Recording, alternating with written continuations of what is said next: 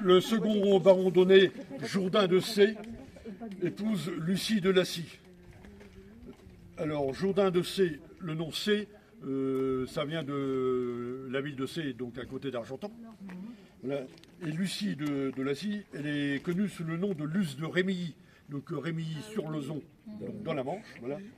Et dame des monts de Lanqueux. Ça s'écrivait L-I-N-C-H-O-E en latin.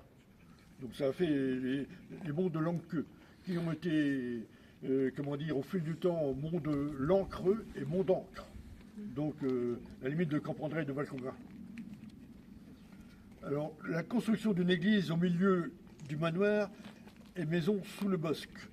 La première église était donc à 200 mètres ici, en longeant à côté de la route, en longeant le ruisseau.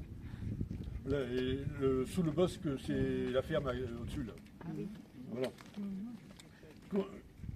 Construction début 12e. Donc on sent sur le vocable de Sainte Trinité. Alors les premières fondations, ce sont que des prés ou des bois. En 1131, Jourdain de C et sa fille Agnès, parce que sa mère était décédée, édifient une chapelle ici, donc à cet endroit-là, dénommée Saint-Jean-des-Prés, sur l'ordre de Savigny. Alors Savigny, donc on revient toujours, c'est dans la Manche aussi, voilà. En 147, cet ordre normand indépendant est réuni à celui de Cîteaux, donc ça deviendra avec l'évolution des dotations une abbaye cistercienne. Devenue par cette union Sainte-Marie de la Vallée, ultérieurement Notre-Dame-Donnée. Donc on voit déjà qu'elle a déjà eu 4 noms. Elle en aura un 5e entre deux, on verra. Dotée de 11 patronages et revenus de paroisse. Seulement, je pense au prieuré du Plessis, c'est plus de 25 paroisses qui sont dédiées, par exemple. Aux alentours, seules les paroisses de Banneville-sur-Ajon et Maisoncelles-PV sont concernées. Les autres possessions, donc il y a la ferme de la Garenne. La ferme de la Garenne, l'explication de la Garenne, c'est tout simple. C'était un enclos où on mettait tous les volatiles bons à manger. On les gardait, donc au pire, on leur coupait les ailes et tout ça. Donc on mettait aussi bien les poulardes, les chapons, que les lapins, dont le nom est venu lapin de Garenne. Voilà. Donc on voit encore l'enclos, on voit encore un mur derrière, là. C'est sur la route de Saint-Georges. La Grange-aux-Dîmes. Alors la Grange-aux-Dîmes, elle est construite sur le mont. Sur le mont, c'est en montant la route de Vire. C'est juste en haut, c'est juste sur la gauche. La maison s'appelle sur le mont, c'est juste ici. Alors il y a eu des constructions de moulins à Foulon pour faire des tanneries déjà dès cette époque du 12e. Alors l'alimentation en eau c'est fait ici par un aqueduc, donc directement avec la pression. Ça venait du ruisseau. Ça venait directement là au lieu d'aller plonger dans l'Odon. Il fallait les relever, donc là c'était direct. Alors on a toujours la légende des souterrains où il y a toujours et tout ça, mais en réalité ce sont très souvent, que ce soit des châteaux ou des abbayes, les souterrains ils servent avant tout à amener l'eau. J'ai le cas par exemple à Saint-Georges-de-Ney, le château qui est tout en haut, le souterrain il part de toute la butte en haut du côté de Sauque. Il fait 1,5 km de descente. Et il y a un souterrain, je l'ai vu, c'est l'avantage, c'est comme ça, mais voilà. C'est d'alimentation d'eau. Alors les religieux, au début de la guerre de 100 ans, en 1347, il y en avait 38. En 1523, il n'y en a plus que 15. 1587, plus que 8. 1733, il y en avait 7, dont 5 prêtres. Les autres, c'est des converses ou autres. Voilà. En 1789, il y en avait 10. Donc, quelques dates et faits précis. En 1286, les caisses sont vides. Déjà, rigueur et pénitence, donc la nourriture journalière, c'est 2 harengs ou 4 œufs. Voilà, bon. Pendant la guerre de 100 ans, non seulement les invasions anglaises déciment la population, mais j'ai évoqué tout à l'heure la peste. En France, c'est 41% de décès de la peste. Donc autant dire que les troupes anglaises, pour venir ici, il fallait qu'elles recrutent. Donc il y avait des recrues françaises à l'intérieur des troupes anglaises. Des criminels aussi, parce qu'il fallait se nourrir, étant donné qu'il n'y avait plus personne dans les fermes ou autres pour produire de la nourriture. Donc on récoltait, voilà, on fait venir tout le monde.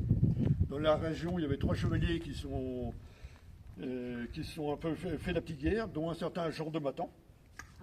Oui. Ah oui, il n'est pas là. Oui. Combattant tantôt pour le roi de France, tantôt pour celui d'Angleterre. Ah oui, bah oui, voilà. On choisit un peu.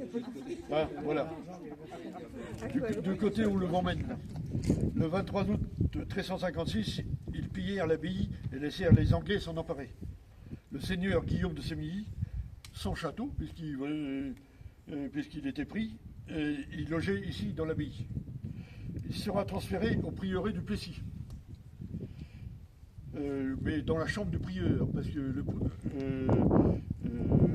prieur du Plessis avait refusé de payer une rançon, donc on l'avait écarté de son beau logis, donc c'est le baron Donnet qui dormait et qui avait pris l'emplacement. Voilà.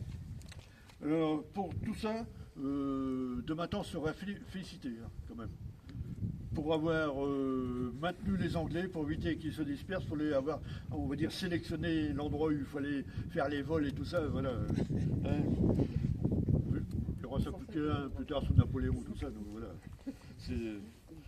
En 1415 a lieu la bataille d'Azincourt.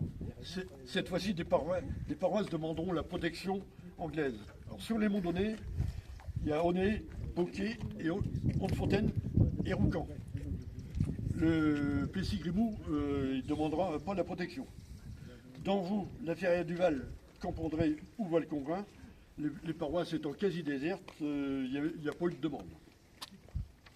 Alors en 1540, on continue, un nouveau pillage a lieu. En 1561, lors de la période protestante, le baron Donnet Guy des Essarts rebaptisera donc l'abbaye de Sainte-Zo. Bon, je crois qu'il portait bien son nom, on va le voir tout après. Voilà. Ce sera une période de ruine et décadence. En 1611, le dortoir est en ruine, donc l'ancienne abbatiale aussi. Il n'y a plus d'écuries, si bien que les vaches et chevaux logeront dans l'abbaye. En 1642, la pauvreté se développe. Les dons envers les mendiants dépassent les 25% du budget de l'abbaye. Dans cette même période, des tensions apparaîtront suite à la réforme de l'Église. À partir du XVIIIe siècle, les seigneurs patrons Donnet vont s'éloigner progressivement de l'abbaye Donnet. Alors à partir de 1735, d'importants travaux de réfection seront effectués. Le dortoir pour plus de 92 000 livres. La bibliothèque, il n'y avait plus aucun manuscrit. La charpente et couverture de l'église abbatiale. En 1761, nouvelles inondations. C'est pour ça que je parlais il avait baptisé Notre-Dame-des-Eaux, là où, voilà. Donc environ 1 mètre ou 1 mètre 20 d'eau à l'intérieur de l'abbatiale. Quand même, oui. Alors, 4 ans plus tard, la foudre s'abat sur le clocher. Donc les dégâts se propagent aux autres parties. La perte est estimée à 10 000 livres. Si bien qu'à la Révolution, donc il n'y avait plus beaucoup de choses à abattre.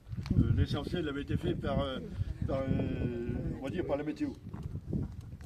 Quelques biens donc seront distribués aux 10 prêtres restants. Le reste sera vendu. Alors Jean-François Bélissant achètera donc toute l'abbaye pour 44 600 €, avec l'abbaye et l'enclos. Voilà. À titre d'exemple, c'est 3 fois plus. Non, c'est 3 fois moins que la ferme de la Garenne. Pour dire, voilà. Donc des cloches seront transférées à l'église Saint-Sanson, donc Donnet. Plus tard, après, on aura l'abbaye qui servira d'asile, de mendicité ou d'hospice de galeux. Donc on a tout eu. Mais à partir de 1799, la transformation totale du cloître et tout ça, ça viendra par la construction de la filature. Elle est connue sous le nom de Richard Lenoir. En réalité, ce sont 2 personnes. Ce sont François Richard et l'autre, je cherche son prénom, Joseph Lenoir Duchesne. Richard Lenoir est connu de la région puisqu'il était né à Épinay-sur-Odon, à la ferme d'Outrelot, pour ceux qui connaissent. Alors à peu près 100 ouvriers qui travailleront principalement Donnet, Saint-Georges, Hontefontaine ou Roucan. Elle sera en vente suite à la faillite en 1820. Alors la faillite due, premièrement, la taxe d'importation du coton. Voilà. et aussi de Napoléon, parce que François Richard, il a servi aussi sous Napoléon. Alors en 1825, une nouvelle manufacture par les frères Le Prince, et démolition en 1885. À partir de 1890, tout est transformé en fromagerie, ici, par la Société de la Grande Fromagerie de Saint-Georges. Alors c'est pour ça qu'on voit sur les étiquettes, c'est marqué fromagerie de Saint-Georges. On pourrait croire que c'est de Saint-Georges-Gonnet, non, c'est fromagerie de Saint-Georges, voilà. Saint-Georges le Saint, voilà, et non la paroisse. Alors sur les étiquettes de ces fromages-là, on voit des moines qui font du fromage. C'est totalement faux, c'était que des ouvriers.